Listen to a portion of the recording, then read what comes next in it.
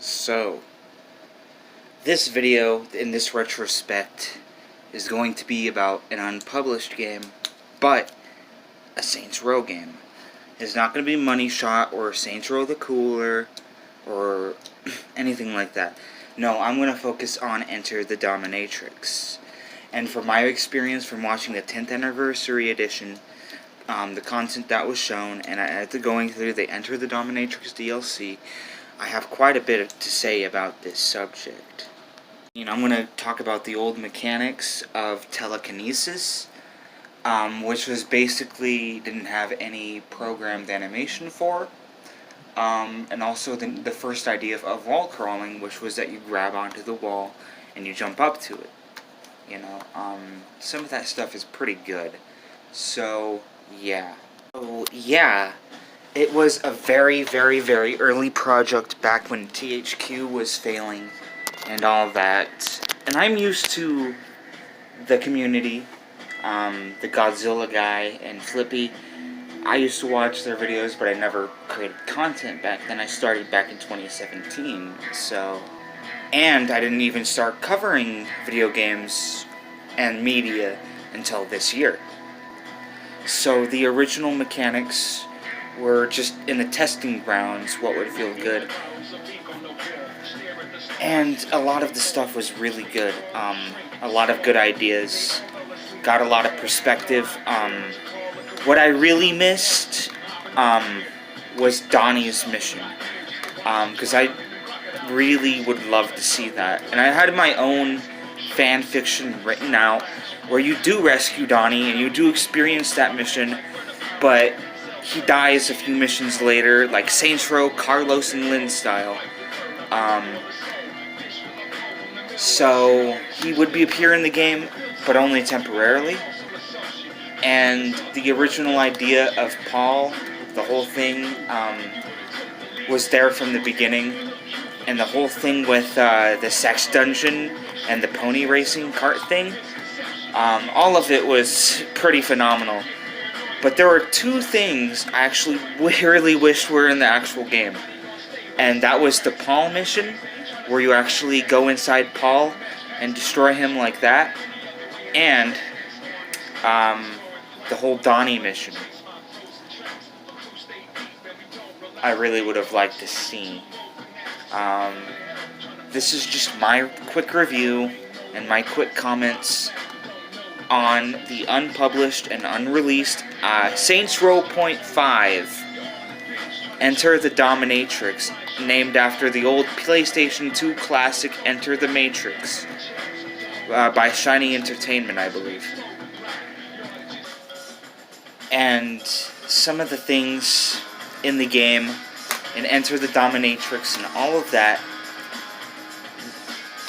really could have made it in the final game. A lot of that stuff was phenomenal.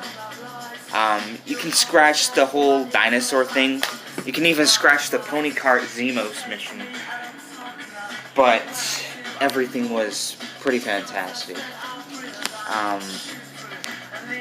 And I'm really, really, really fascinated how they turned 6 or 7 missions into a full game.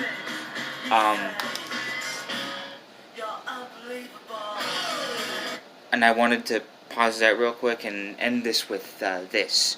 I would have really liked to see Saints Row 4 Prime actually happen.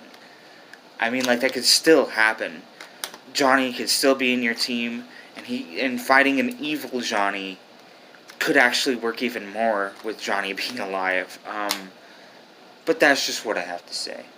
And I would have really liked the new city. Also, I would have actually loved to see Saints Row 5 take place in a new city. Maybe take the idea of Saints Row 4 Prime and make it even bigger. Twice the size of Saints Row 2. I would really like to see that. Make it as unique as Stillwater and add a whole bunch of gimmicky stuff that Steelport had and even Hell had. But yeah, this is my quick review or quick retrospect of the unreleased content, Saints Row 3.5. But some of the things were kind of meh to me. The whole dinosaur thing and the whole kind of like a whole deleted scenes kind of thing kind of messed up my idea of it. But I would have really liked to see a whole bunch of things happening. And I would have really liked to listen to Lynn and Donnie's audio logs. That stuff would have been really good.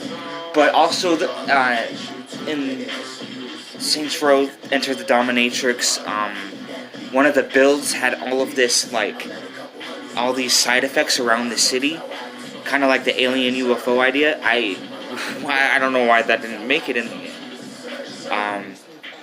But yeah, this is my ultimate review of unpublished work. To be honest, I really think this DLC would have sucked. And it wouldn't have made profit either. Mainly because it was a very creative idea, but it was too small of an idea. Not only that, but there wouldn't have been a proper way to bring fan favorite Johnny Gat back, which was also pretty badass. And we wouldn't have had the whole Donald Trump presidency joke. I really kind of feel like that, especially playing that now. Is that when you go through the second mission, you kind of like have the feel that you're a bad president. You only have 20% ratings. It just kind of felt like a constant Donald Trump joke, especially since this song appeared in the game, the Donald Trump Walk. I really thought it was clever. So yeah, I really hope you enjoy this and more videos to come.